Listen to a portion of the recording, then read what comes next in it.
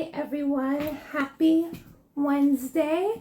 I am Isis Asari, CEO and founder of Sistah Scifi, working hard to make Wednesday your new favorite day of the week. So let me know how you are in the chat. Today we'll be discussing the lies of the Ajungo with Moses Ose Utomi, who I see has also joined. I'm a minute late today. I tried really hard. But I'm here. So Moses, I'm about to say watching in cyberspace. Let me know in the chat how your week has been. My week, and you just need to flip your camera around. Perfect. How are you? Good, ma'am. How's it going? It's good. The last couple of weeks, I've had different tech issues, so it was just like my heart just kind of calmed down and just like enjoying. I was like, oh, this is amazing. Hey, Timothy, how are you? And I'm talking to somebody in the chat. How has your week been, Moses? It's been good. It's been a good week. Yeah. Yeah. Good. Yeah. How about yours? My last week I was on the East Coast, so I think I'm happy to be home, and I feel like I'm playing catch up. Yeah. So yeah, and I'm like so excited about this. I mean, like I'm always excited about all the lives, but I'm particularly excited about this live. I mean, like, and I'm always like recommending books, but like I've had friends like, you got to read this book, you got to discuss it. So I'm excited. But before we dive into the book and all that fun stuff, please introduce yourself. Oh, right. Right. Yeah. Is my audio okay? Everyone can hear me fine? I can hear you. Okay. In the if y'all can't hear Moses, please let us know in the chat, but I can hear you just fine. Yeah, my name is Moses Ose Utomi. I'm a Nigerian-American fantasy writer. I write mainly fantasy, sometimes other things, but I'm the author of Lies of the Ajungo, as we'll be discussing soon. I also have a young adult novel out this year called Daughters of Oduma. And that's all. Yeah, I like to write. I'm excited for this. I'm really pumped. Yay! Nigerian Americans have the whole fantasy genre unlocked. Like, it's like, y'all taking over. I'm here for it. I'm getting an American. And I'm like, y'all doing that. I'm impressed. I'm a little envious. And it's you guys are doing it too. We have jollof rice, so y'all can take the fantasy genre. You have what? We have jollof rice, so y'all can take the fantasy genre. Oh, okay. Is that what you guys call it? That's it. But okay, so I just have to throw that in there. So I saw the tweet that started it all. Tell me about. So yeah, I think that's a good place to start. Tell me about that. Getting the book published. So years and years back, I'd written a short story. It was my first short fiction publication.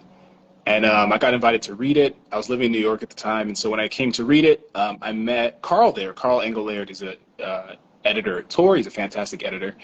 And he said he liked my story. And he's like, if you have anything else, send it to me. And I was like, oh my God, this is huge. But I didn't have anything else. I just didn't. I had a couple other shorts, but they were all very different. So when he said he likes what I wrote, I was like, what do you mean? Like, what about it do you like? But I didn't want to ask because I was just like, yeah, cool, no problem. So I ran home, wrote some stuff. I wasn't quite sure if any of it fit. And then one day I was sitting on the subway and I had this like thought, I don't know where it came from, but it said, there is no water in the city of lies, which is the first line of the book. And I was like, where did that come from? What does that mean? I was so intrigued by it. I pulled out my laptop. I started writing pretty much every day for like 3 months to and from work. I was just working on it. And then when I finished it, and I worked with my beta readers and stuff, I was like, I think this is the kind of thing he meant. I think this is what that editor was interested in. And so I reached out, I was sending it to another publication at the time, but I remembered he'd asked about my writing. And so I reached out. I was like, hey, I know it's been like 5 years. It's been 4 or 5 years at that point. It's like, I know it's been a long time. I don't know if you remember me, but he would once ask me, to send you something, and I'm finally asked something to send you. And I sent it. and he loved it. He liked it a lot, and then we kind of went from there. I love that story, and I love to, like, even though it took 4 or 5 years, like, it clicked, like, that was the connection. So there's so much I want to say. Right. You pack a lot in 84 pages, right? Yeah. When you're writing it, because it's a novella and it's still rich. It doesn't feel like reading a short story. How did you think about your economy of words as you told Tutu's story in the City of Lies? Yeah, there's a lot of tricks. Not all of them I understand, to be honest, but there's a lot of tricks for world building and storytelling that could induce the illusion of grandeur, induce an illusion of something much larger. I know, like, there's the proper nouns trick, right? If you're, especially in fantasy, if you're writing a world, give something a proper noun and it means there's a story behind it. Instead of just having like, oh, we went to the house, we went to the capital H house. Now it's like, oh, okay, now this house has like, something going on. So, I mean, that's like a really like entry level trick that can kind of create that feeling. But I think part of it with this story is there's a lot of tactically removed things. There's descriptions you don't get. There's characters you only really see from the outside. You don't get their full interiority. But there's a mix. Some things you do get, some pretty substantial insight into. And so I think there's like a effect where there's some presumption that there's a lot more going on, even though you're not being told, right? You're like, well, I know there's a lot going on with this person. And when I'm seeing this other person, I have to somewhat assume there's a lot going on there. Or when I hear about this other idea, I know there's a lot of history behind it in the same way there's history behind this other concept that I do know. And so I think that's the effect that's induced, where you feel like everything in this world kind of has a story behind it or has a meaning. And so that saves me on words because I don't have to actually explain all those things. I'll ask the follow-up question to what you just said, and then I'll ask my other two questions. When you said you don't have to explain those things, how did you give yourself give yourself permission as a writer not to explain those things? Because sometimes writers, which is good, like they have to give context for all parts of the world, and like you were just like, nope, I don't have to explain it. I wish I fully understood, because I write other stuff. Not everything's in this tone. Not everything has this sound and this voice. So to some extent, it's just what felt right for the story. I mean, the story, it's pretty short, so the whole thing fits in my head, or at least it did at the time. The whole thing could fit in my head to where I could edit a lot in my head. I could pull things out and add things in my head, so that when it came out so kind of stripped down. And it is a bit of a fable, so it's going to emulate some of those broad sweeping strokes of fable where you don't have to go deep into what food they're eating or what that looks like or how it tastes, but the goal is to get the story completed, and so I think having that objective and that voice just kind of did its own thing in a lot of ways. Yeah, I wish I had a better tip. It's like how to give yourself permission. It's what the story demands, whatever the story is asking for. And I love that. And I love the fact that you called The Lies of the Ajungo a fable, because I was looking for the word. I was like, I'm calling it fantasy, but it doesn't feel like that. I think at one point I referred to it as a folklore, but like the word I was looking for was fable. So I'll break it like that. So the main character is Tutu. Tutu is 13, but this is definitely not YA fantasy, in my opinion. It's not YA fantasy. So then my question is, do you agree that it's not YA fantasy? And two, why did you decide to make Tutu 13? Yeah. I'm torn on whether or not I would say it's not YA, but I would also say it's not YA. I think there's a certain kind of reader and a certain kind of when I think of fairy tales or fables, or in some cases parables even, there's a certain allowance for cruelty or violence, because you think of like the old Grimm's Brothers fairy tales, like the original tellings or the original adaptations of Cinderella. I know, like, to put their feet in the shoe when the prince was going around testing women if they had the right size foot. I think some of the stepsisters like cut their toes off to fit in the shoe, and that's like Cinderella. That's not a dark, but it doesn't read as like Saw, or it's not like a horror thing. It's just kind of the nature of the world. So I think to some extent, a young adult reader could read this and would not be traumatized or bothered. It wouldn't necessarily be too mature for them. The violence, and it's a very specific kind of violence and darkness. Do I agree to YA, and what was the other one? Why did you decide to make Tutu 13? Yeah. I think, to be honest, some of it is the story came to me as it came to me. Some of it, I could have revised it and made him older. I think some of it is, a lot of what I write is about characters coming to understand the world that they live in. And so, in a lot of ways, that naturally lends itself to a younger protagonist. I think that's a lot of what childhood is that you think you have to understand the world, and you get older and you learn it a certain way. So some of that is what naturally lends itself to the conflict. Some of it was Tutu's emotionality is very young. It wouldn't, the character, I don't know if the character could be an older person. When I think of kind of things, the way he processes the world, the way he experiences things, it would have to be drastically different. And so he's just very inexperienced. There's a lot of things he doesn't know. And even when he learns new things, he doesn't have the full context of life to properly understand them. He learns it. He's like, okay, this is interesting, but he can't quite see the bigger pictures of things because he hasn't had that much experience. So I don't know how I could make that character an adult. It just felt naturally young. Okay, that makes sense. And it works. So right. I enjoyed it tremendously. I think it worked brilliantly. So going to my next question, you've referred to it as a fable. You've used the word parable. So in reading this, it felt like there was a rich historical context or parallels that are there. And I was like, I don't know what they are, but I feel like there's something. And I just like, that's so yes. Yeah. Yes and no. I think some of that is hopefully the illusion I pulled off, right? I think with good storytelling, or good epic maybe storytelling or folklore, like you pack in as many stories as you can. It's not just the story of the protagonist. It's not just the story of the world. It's not just the story of the other characters. It's everything has a story. In the book, this isn't a spoiler, the Palm of Aie has a story.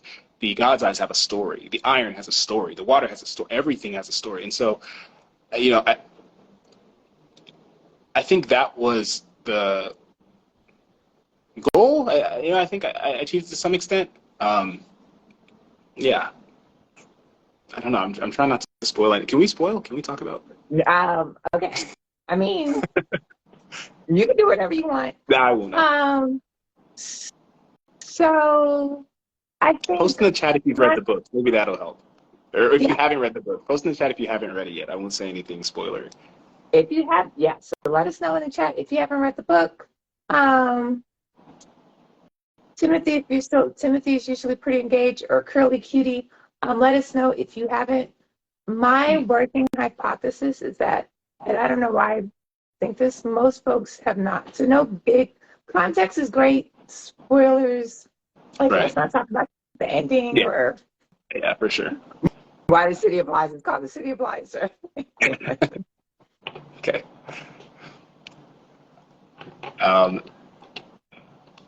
Okay, what was I'm running on E today. Let me did I answer your question? Let's go back to it. Oh, I see Curly Cutie has read it. So that's one response. And thank you for letting us know. If you have any questions about the book, Curly Cutie, let us know in the chat and I'll bring it into discussion. Timothy has not read it. He's interested in though. But yeah, let's stay away from spoilers. And then if you have like a spoilerific question, we'll say that for like the last 10 minutes. So people, let's do that. So most of the discussion, no spoilers, 10 minutes, spoilers, and I'll put the warning. We'll discuss that. Perfect. Okay, where do we leave off? Are there historical references? Yes. Yes. There are? Yes and no. Okay. Yes and no. There are. So, I'm Nigerian American, and so, I talk to other writers from the continent. I talk to a lot of American writers, obviously. I don't ever want to presume to write as if I am a born and bred Nigerian writer of the continent. They tell different stories, and as much as elements of that folklore bleed into my life, it's mixed and it's blended and it's Americanized to some extent. And so there's elements of folklore I grew up hearing. There's elements both of Nigerian and of American folklore. I think sometimes Americans or Westerners, modern people, act as if some of the stories they've been told aren't folklore because they're just true. And it's like, well, yeah, it's true to you. It's not true to other people. So there's things that I think of as, to me, modern American folklore. I did an interview the other day where I joked that like the American dream is a fable. I think the way we think about fables and mythology, there's this inclination to act as if it's a thing of the past and that it's how our simplistic ancestors processed the world. And it's like, no, it's still how we think. So there's elements of maybe older traditional folklores that I blended in, but there's also a lot of elements of what I consider to be modern folklore that I've kind of defamiliarized in a way. Okay. Awesome. I think I was like, what are they? But Simi has also read it and loved it. So in general, the folks who I discussed the book, I loved it, which is very exciting for me. If you have any questions and you've read the book, please drop them in the chat. So going along the lines of folklore and parables, when I discussed the book with a good friend on Monday, and I really love Tutu's story of a lot of struggle. It was deeply emotional and bravery, not fearlessness, but bravery. And I really saw Tutu's story as an individual story. And my friend was like, no, Tutu is an analogy or allegory for something bigger, like the country of Nigeria or something like that. And I was like, oh, I didn't read it like that. And I was like, I will ask you. So I'm asking. Yeah. And I'm asking you. I'm a big fan of, once the book is out of my hands, the reader has a different experience of it. That's the great thing about books, is that everybody experiences it differently. So anything your friend or anything anybody says that's how they read it, they're right. Unless it's something crazy and hateful, like unless they got some horrible message out of it. If they got something, meaningful out of it, they're correct, and I'm not going to dispute that. For me, Tutu he's both. He's a character. He's a character. He's a kid. He has a life. He has a history. He has a past. We don't necessarily delve into too much of it in the book, but he's a full person. He's also representative of a lot of ideas. To some extent, he's representative of like a colonized country or society. He represents obviously childhood in some ways. He represents ignorance. He represents power in a lot of ways. I mean, he represents a lot. So I wouldn't say there's like, for me, there was one particular thing I said, this is what this character is a stand-in for. But if anybody else read it that way, I think there's room for that. Yeah. I love it. Tutu has, in all the harshness, particularly in the City of Lies, this very sweet and gentle relationship with his mother. What inspired that dynamic? Yeah, I think most of my writing is inspired by family. For any story in which a character is trying to do something difficult, they need a motivation. And for me, when I think about life, there's all kinds of different motivations, characters that I'll probably write in my life. People will be motivated by money, by greed, by fame. But I think for Tutu, and for me often, it's the people close to you that motivate you. It's the fact that there's somebody rooting for you. There's somebody maybe depending on you that makes you want to keep going. And so I think for Tutu, that's where that comes from. He just always has that in the back of his head, that there's somebody who really cares about him, who would like him to succeed and get home safe and be well. I love that. I'll invite you to read an excerpt if you feel like it, and you could totally say like, oh, okay, great. Yeah, I'll be here. Yeah, I'm down. Do you have a particular favorite excerpt you want to hear, or? So much. I think it's always like the first page, but I'm looking at when he meets the three women, like that paragraph would also be really cool for me. So, but ultimately, it's like whatever. So like the three women is like the start of chapter 3, but I'll tune into whatever you feel good with. Yeah, I've never read that portion out loud before, so yeah, I'll do it. That's cool. Okay, so for context, for the people who haven't read the book, this book is about a place called the City of Lies, in which there's been a deal struck historically. So there's no water in this city, and that's one of the mantras of this city. They have 3 mantras, which I'll get to, but there's no water, and so in order to get water, they tried to make a deal with another empire who has water. However, that empire is treacherous, and they essentially betrayed them and said, we'll give you water. We'll give you the water you need. However, you have to cut out the tongues of all of your citizens, which is everybody 13 or older. And, if you don't have water, you don't have much of a choice. They make the deal. The empire is really bad, though, so they only give them enough water just to barely survive. So it's become a ritual. Every time anyone turns 13, they have to cut out the tongue of that person, ship it off, and they get water in exchange. And it's about this boy. Since that deal's been struck, many people have tried to leave the city to find water, hoping there's water out in this endless desert full of monsters and this other empire called the Ajungo. They have soldiers out there, and nobody's ever returned. So this story follows a boy named Tutu who has left his town. He's left the city because his mother has passed out from dehydration, and he needs to find water for her and for the entire city. He has a year to do it, and in the meantime, the ruler of the city will keep his mother alive with water. He has a year to go find water and bring it back. And so this is after he's left the city walls already. He's out in this massive desert, and he has come across some other people who he is not sure if they are members of that evil empire, the Ajungo, if they're friends, who these people are. And so this picks up after Tutu tried to jump him and he failed. And so he's waking up from unconsciousness. Boy, you're dead? The first thing Tutu noticed when he woke were the 3 figures standing over him, shadows against the night sky. The second thing he noticed was that he wasn't stuck in the sand anymore. He was laid out on his sleep mat beneath the stars, no worse than if he'd set it up himself. Lastly, he noticed the blessed soft wetness of his throat, the fill in his cheeks, the calm of the itch in his eyes. When you live most of your life without water, you know it's feeling like a child knows her mama's scent. He wasn't thirsty anymore. Boy, one of them said, voice thick and flat. Maybe he can't speak, said a second, voice delicate and full of concern. His throat is broken, this one, the third said, voice high and sarcastic. Add more water? A canteen appeared, turned over, and poured clear, cool water onto his closed lips, splashing across his face and into his nostrils. Stop, he spluttered, raising his hands to shield his face.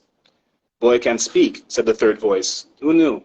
He sat up and blew water out of his nose and onto the sand.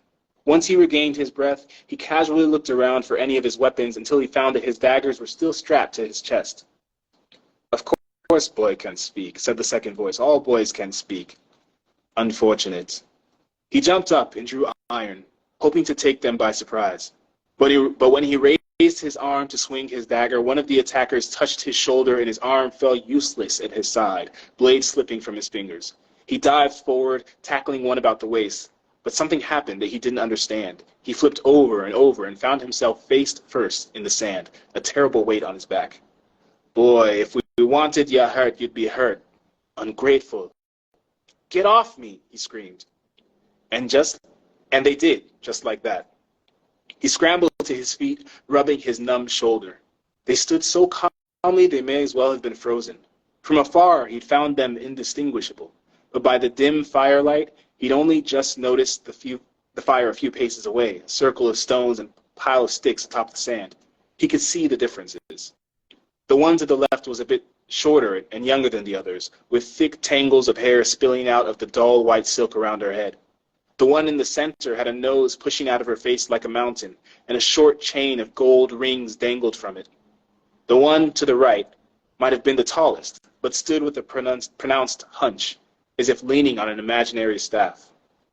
They'd pulled him out of the sand, watered him, and let him free, when they could have easily kept him pinned. He didn't trust them, but he had to accept that they didn't mean him harm. There are no friends beyond the City of Lies. Not yet, at least. Thank you, he mumbled, and for some reason that made them laugh. Not like his classmates or how Obai Jeffy's court had laughed, but real, honest laughter.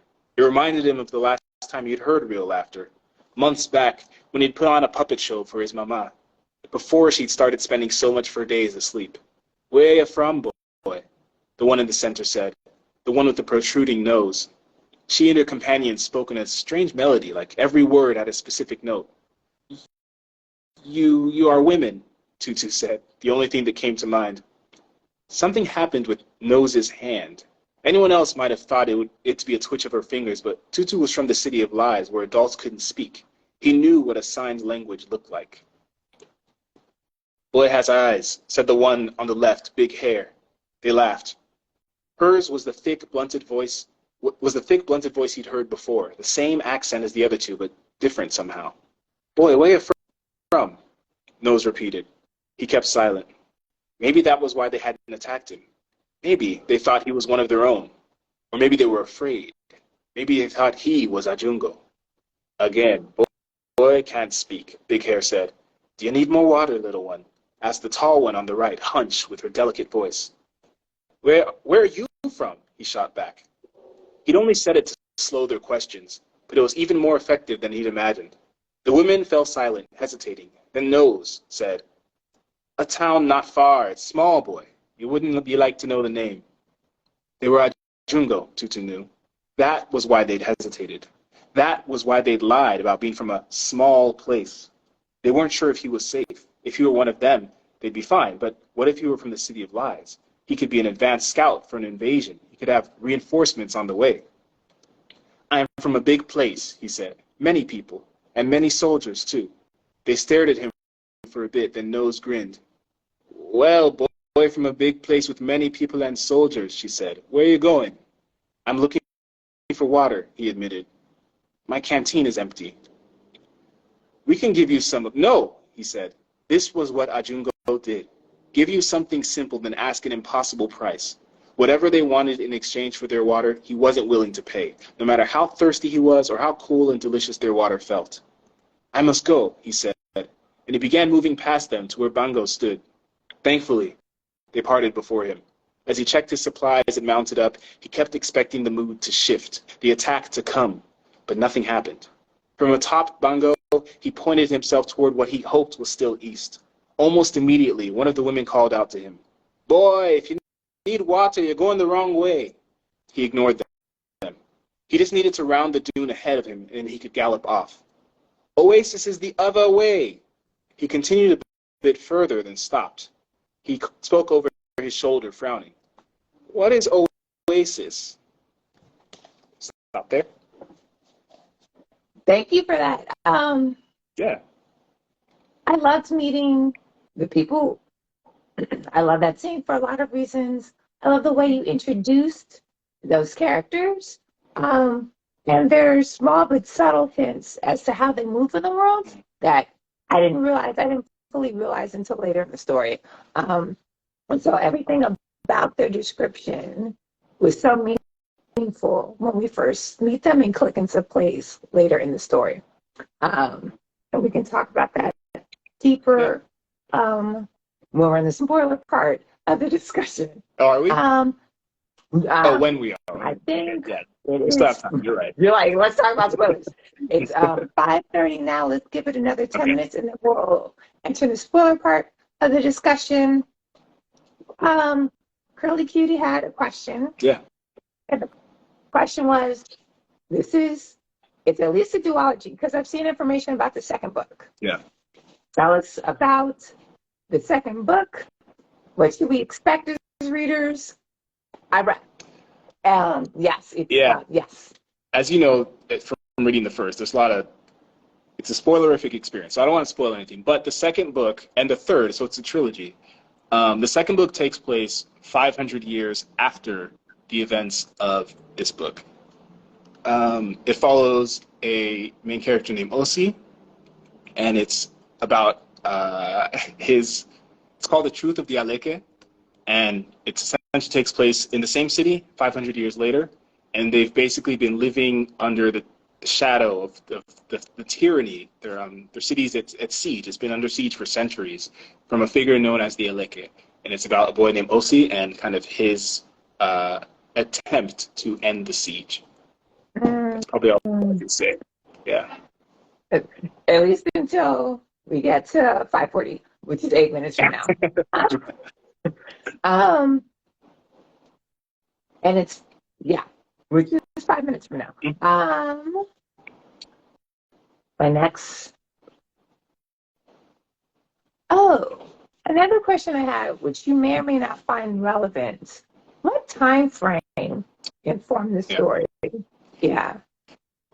So I'm in general with my work, my fantasy work. I'm not super picky about time frames. So this one takes place roughly like 13th century, but I'm pretty comfortable picking technologies from past that and restricting technologies to before that, just kind of what the story needs. But yeah, it's roughly 13th and 15th century North Africa. Oh, okay. I like that. I'm glad I asked that question. I don't know why, like, that makes me really happy.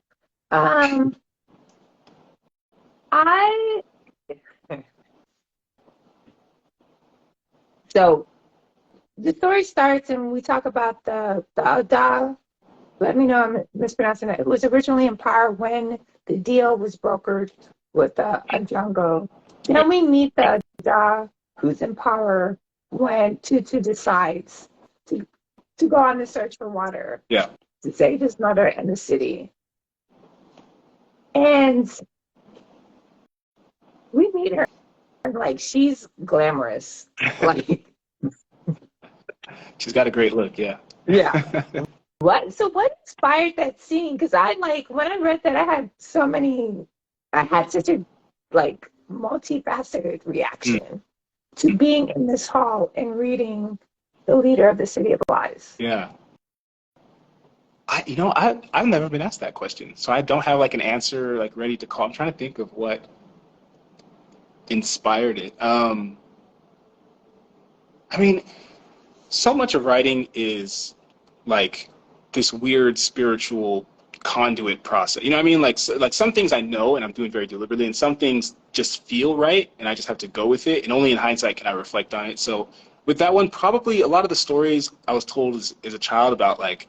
My dad used to tell a lot of stories. He's a big-time storyteller. And so he would just tell us stories about life in Nigeria and parties and events and, meeting the like people of various ranks in government and various ranks traditionally and culturally. So I'm sure it's an amalgamation of all those moments. Stories about his dad having parties and kind of being like the host. Even events, I don't know if you've been to like a Nigerian, I mean, you're Ghanaian, you guys have similar, like if you see like there's the high table in our culture and like there's a certain, even at weddings, there's certain pageantry, a certain style of dressing and just everything where I was like, yeah, it's not just that, there's elements of it that are probably more reminiscent of like medieval Europe, but it's kind of just how this world felt in my head when I was writing it. I loved it. I'm just gonna go. I love the texture of the book because for some reason it feels like sand to me. It does. I know. Brilliant. Right. When I got, I mean, that's not me. That's my team. They're brilliant. When I got it, I was like, this is amazing. Like, it feels like a desert. It's incredible. Yeah. You did a great job. Yeah. If anybody hasn't bought it, buy the hardcover just so you can feel this cover. Like you did an amazing job. Yeah, and I'm excited. So it's a trilogy. Mm-hmm. Have you started working on the other two books? I have. The second book I'm supposed to be done with. I'm past deadline. It's been tough. Sequels are hard. So I'm not trying to shut you down because I have a very similar relationship to deadline. Yeah. Don't worry about it. So the second book will be done very shortly. Completed, like fully done shortly. Got it. And is it about the same length? A little bit longer. Okay. But yeah, not crazy long. Yeah. Okay. I'm excited to have like the whole collection. What is your favorite question that you've been asked on book tour?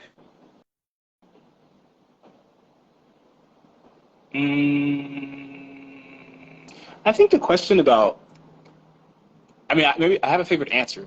I don't know. There's been the question that has prompted the answer has been asked in different ways, but I think essentially the question about like if there's one takeaway from the book, that you want people to take away from it. And again, as I said, whatever anybody takes away from it, that's right for you. That's what you need in your life at that moment. That's perfect. But if there's one thing I could give to every reader, it's this idea that it's very difficult. And I think sometimes we underestimate the difficulty of accepting that some things you've been taught are not true. I think like when we think about people who have beliefs that we don't like, I'm the same way. I'm not judging anybody. It's very easy to be like, they suck. Or this person's awful. Or this person's mean. And it's like, well, who taught them to think that way?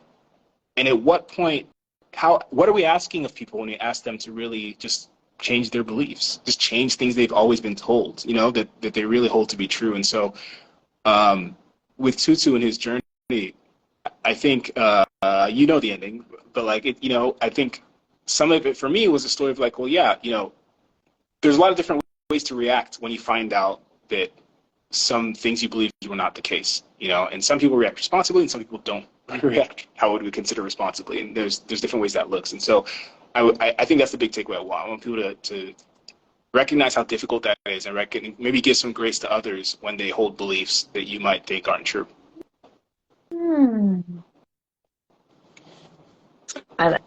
I'm sitting with that. I'm sitting with that.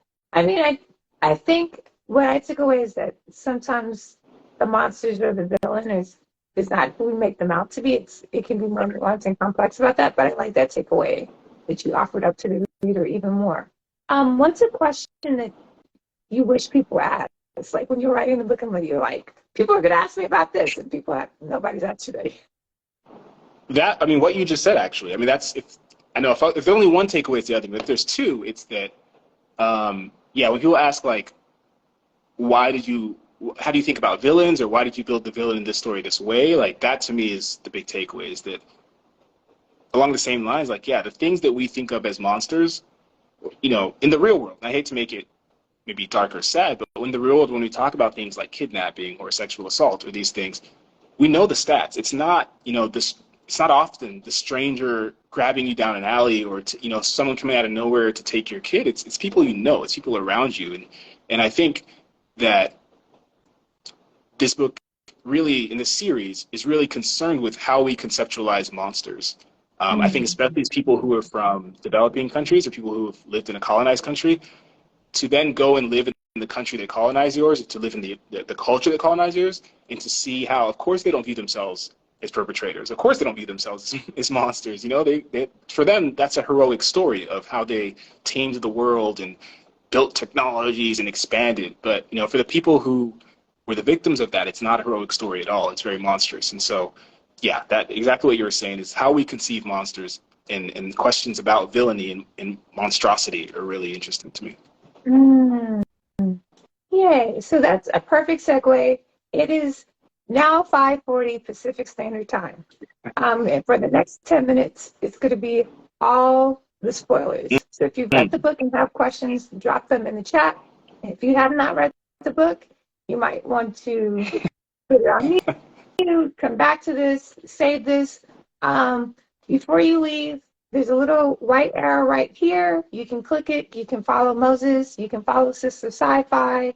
And then you'll be notified when we do this discussion for book 2, because that's how we do it out here in the streets. Moses if you want to come back. Sure, yeah. I would love you to come back. I think the Sistah Scifi sibling community would love you to come back. Okay, so you've been warned. All the spoilers. Okay.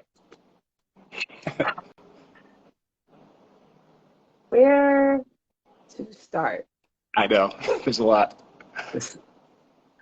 And I want to start like the end, like the last page.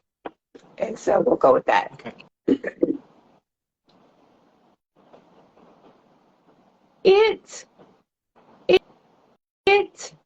It seems like Tutu dies at the end, which is happy for me. Yeah. But I was reading the synopsis for the second book, and I felt like, maybe I'm wrong. There was a mention of I don't know if it was a reference to a different Tutu. Right. That's So I'm down to spoil the first book. I don't want to spoil the second book I yet, mean, but that is don't spoil the yeah, second book. But I was yeah. like, maybe he did that. Um, Maybe he's somewhere. so there's one of the things I want to do with this series is really play with history and examine what history is and what it means. And so that's part of the reason these books take place so far apart, is that it gives us a chance to look at this place, the Forever Desert, over the course of 1,000 years and see how things change and how history remember. You know, when Tutu dies at the end of the first book, he questions, he wonders how history is going to remember him. He has that moment of thinking like, will I be the horrible person who destroyed the city or the person who gave a chance for a new era to kind of spring from it? And we'll find out. That's part of what the second book explores, that we got to see how, you know, somebody who I think we all kind of love and root for, how history might take their story and do what it will. Do with it what it will. Yeah. Mm. That's making me think of so many series. I'm just thinking about like reading a pattern of series and like one book's end and you're like so hopeful and then you pick up the second book and you're like, what? Like this is Right, like yeah. civilization is not, and you're like, oh, they took down the evil person and like it'll be all rainbows and unicorns and it's Right, not. yeah. So There's that joke. Do you know the comedian Gerard Carmichael? He's probably he's very not safe for work, but he's very funny. And he has a joke about like the reason Disney movies or fairy tales end where they end, because like if Rapunzel, she's in this castle and she meets the prince. Like after that, it's just fights. Like it's just marital problems. Like I mean, like Happily Ever After doesn't last forever. We get to see, and in this series, we'll get to see. You'll pick it up and be like, what happened? What happened the last 500 years? They got us to where we're at. Okay, and I desperately need to know what happened. I was like, we got water in the streets. It should be great. There's no more, and it'll be amazing. And then there'll be like trade between the three cities and all that kind of good stuff. So that brings me to taking it back since we spoke the end. So hopefully, if you haven't read it, you stop listening. But so the Ajungo are not who initially we thought they were, like some evil kingdom far away, sitting on a bunch of tongues and eyeballs and ears. They're more internal, it turns out, and that was the plot twist. Yeah. Um, Hopefully. So I said, hopefully a good plot twist. Hopefully an enjoyable plot twist. Yeah, I took it as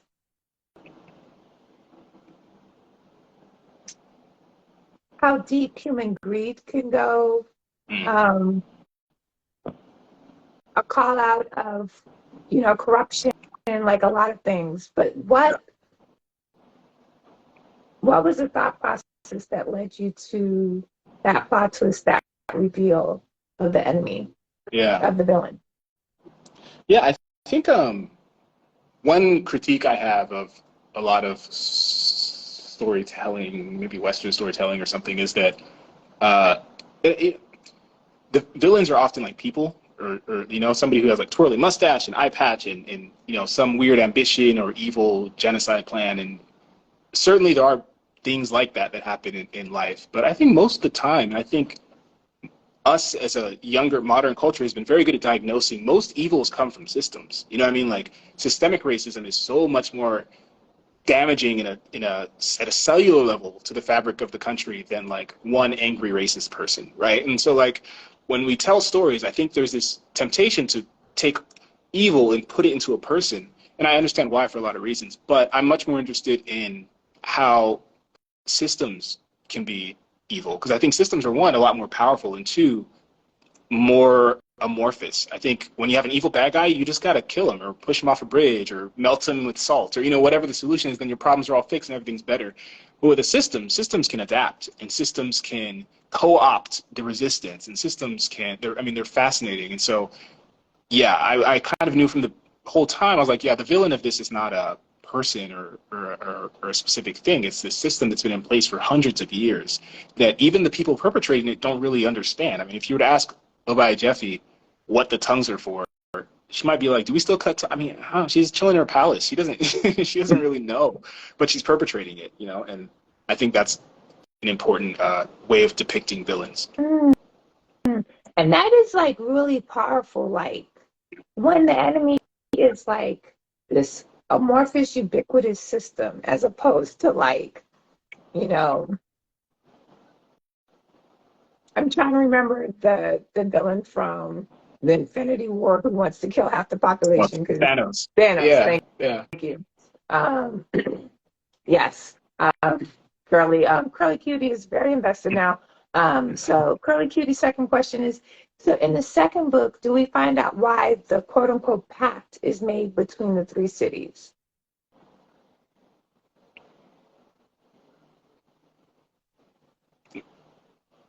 And you can repeat your answer.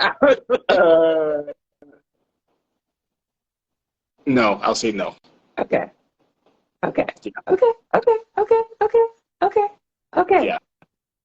Okay. Yeah. Sorry. If that's what I mean, I'm not saying that will never be answered, but I think in the second book you will not fully come to understand that. Yeah, I'll say no. Right. I saw the tear. Sorry. Maybe the third book, or maybe we'll have to hypothesize that, which is also fine. So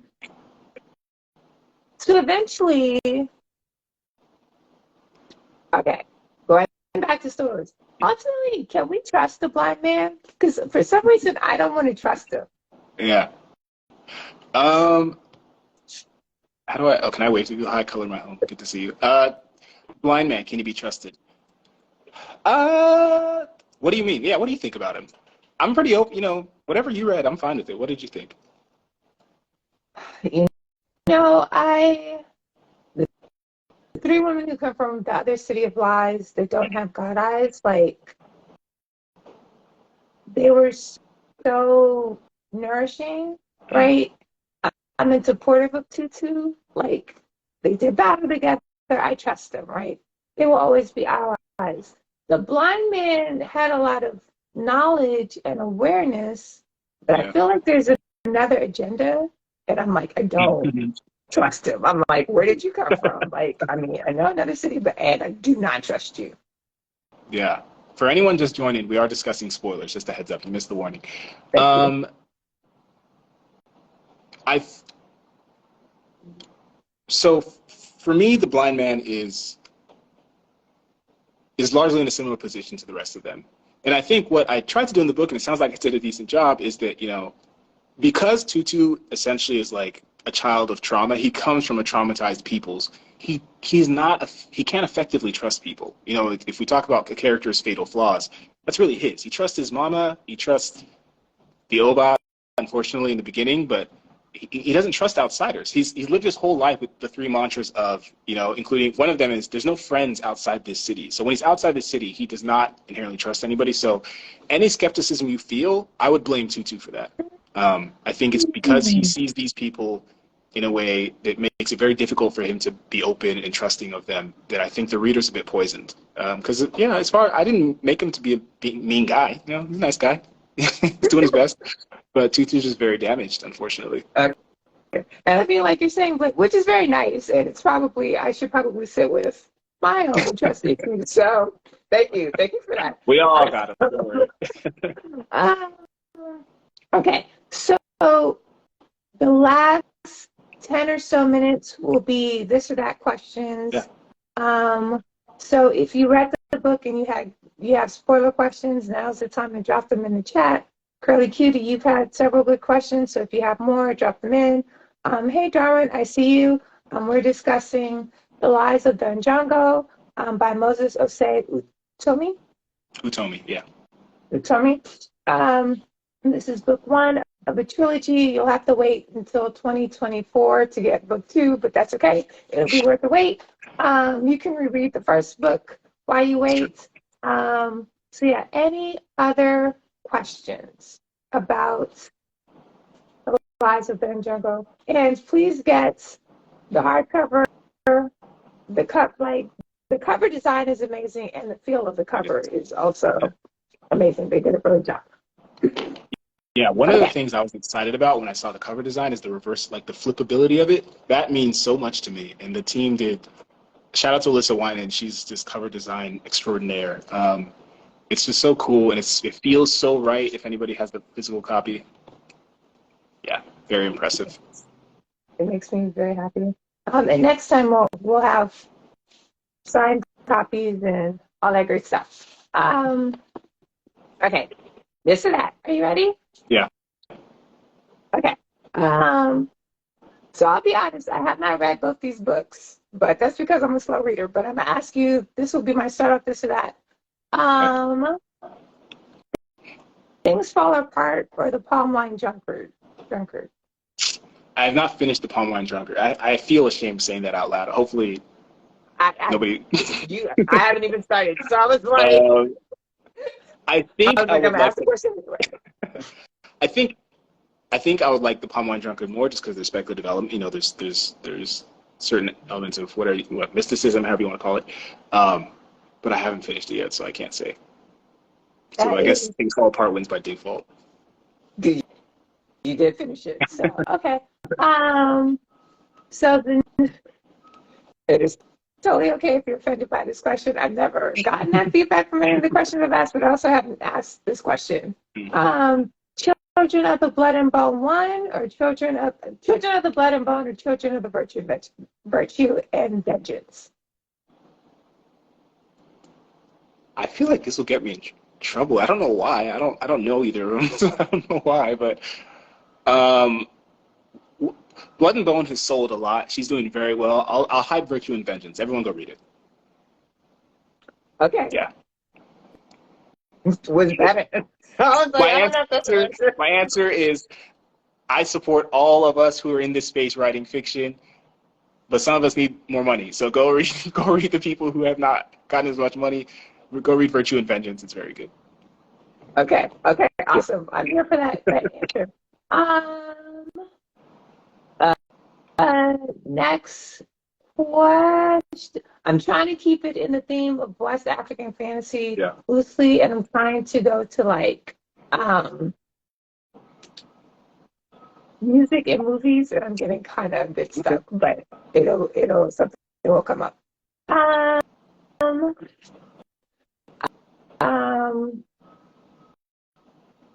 I have anything else that's coming to mind?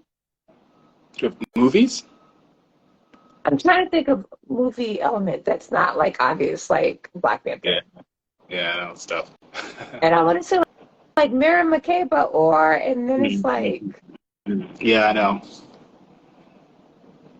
I mean, it's tough to. All these things are things I like, and all these things you cultivate an incredible fan base. I don't know if the term is audience for people who probably know and are interested in all of these things. But if anybody's unfamiliar with any of the things you're saying, go consume it. Chinua Achebe, Amos Tutuola, Virtue and Vengeance, Blood and Bone, Miriam Makeba, like all these things should be on your list of things to consume. They're all beautiful and they're all meaningful. So if it's this or that, the answer is all of it. All of these. All of it. No. Okay, so now I'm gonna go back to my traditional this or that. It should be this or that. Luke Cage or Black Lightning? Black Lightning. I love elemental. Like I need other forms of power than like beat 'em up sometimes. So this is a good reason to go with Black Lightning. I choose Black Lightning because he seems a bit more grounded. Arthur Kit Catwoman or Halle Berry Catwoman? Sorry, what was the first one? Arthur Kit. Oh man, I'm bad at watching. It's difficult for me to watch older films. Eartha Kitt. I mean, I like Halle Berry a lot. I like Halle Berry a lot, obviously. I wasn't blown away by her Catwoman. Sorry, Halle. I'm sure she's here and she's upset with me. I know. I'm sorry. I'm sorry. I think Halle Berry would laugh. And two, our team is probably not watching this particular this Instagram live. Fair. It's I and should you're be saying. a good company. Most people prefer Eartha Kitt, Catwoman, so Yeah. I think Holly knows that. Um. Oh. Shuri as Black Panther, or this is a terrible one. I've never asked this one before, or the original Black Panther. And you can pass. As soon Wait, as I say ask that that again? question, I'm like, that's a terrible question. Shuri as Black Panther, or the original Black Panther?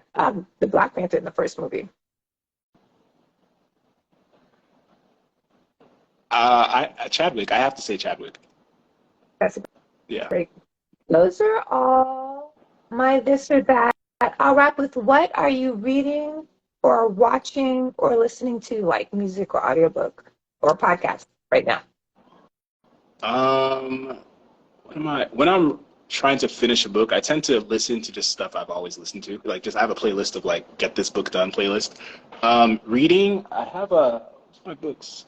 They're over there. They're too far to reach, I think. But Nothing But the Rain by Naomi Salman. It's a novella. I just bought that, so I'm gonna read that. I'm partway into She Who Became the Sun by Shelley Parker Chan. I have been meaning forever to read. Yeah. Nothing But the Rain. Naomi Salman. So I'm excited for it. I haven't read it, obviously. I don't know, but it's got great reviews, and I'm excited. It's a little slim book. I need those sometimes. Clara and the Sun, Kazuo Ishiguro. I'm a huge fan of his. I got to read this. What am I listening to? Yeah, I don't think I'm listening to anything particularly new right now, to be honest. I go through phases of like I'm listening to a new album every week, and then phases where I don't listen to anything new for months. So right now I'm in one of the dry spells. Yeah, 90% of my listening is playlists that I've been listening to for like half of my life, which is a terrible way to discover music. What is on your Get This Book Written playlist? What's a song or two? A lot. Let me think. So let me pull it up. Might take a second. I'm a big John Mayer fan. There's a lot of John Mayer. I don't know if you know how big of a John Mayer fan I am, but I'm a fanboy. There's a lot of there's a lot of Stevie Wonder. I'm also a Stevie Wonder fanboy. There's a lot of instrumentals. I'm a big anime nerd. There's a lot of like anime instrumentals. Attack on Titan, My Hero Academia, Final Fantasy VII Remake. A lot of singer-songwriters. Who am I seeing? Oh, there's Dua Lipa. She's on here, apparently. Okay. Kanye, Hosier, Yeba. I'm a big Yeba fan.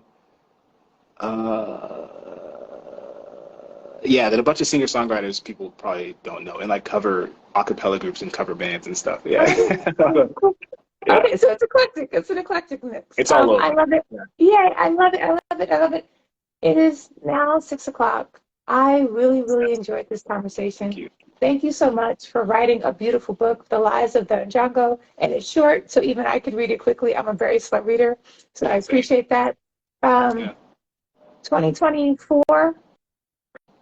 March 2024. Yeah, The Truth of the Aleke. It'll come in at 112 pages, so it'll also be a novella with a punch. Get this book and the next book in hardcover. Curly Cutie asks, we will have them available for pre-order and maybe signed, Moses? Yeah, please. We'll discuss that offline. Any questions, feedback, concerns before we log off? I just want to say thank you. I'm a huge fan of this platform you've built and what you do for the community and for so many authors. And I appreciate this a lot for allowing me to share this time with you. Oh my God, it's my pleasure. Thank you. And thank you for writing the book. It was really beautiful. And I really, really, really enjoyed it. So thank you. Thank you. That means a lot. It really does. So thank you. Awesome. Enjoy the rest of your week, and I'll see you next year. Yeah. See you then. Hopefully before then, but definitely by then. Okay. Cool. Take care. Bye.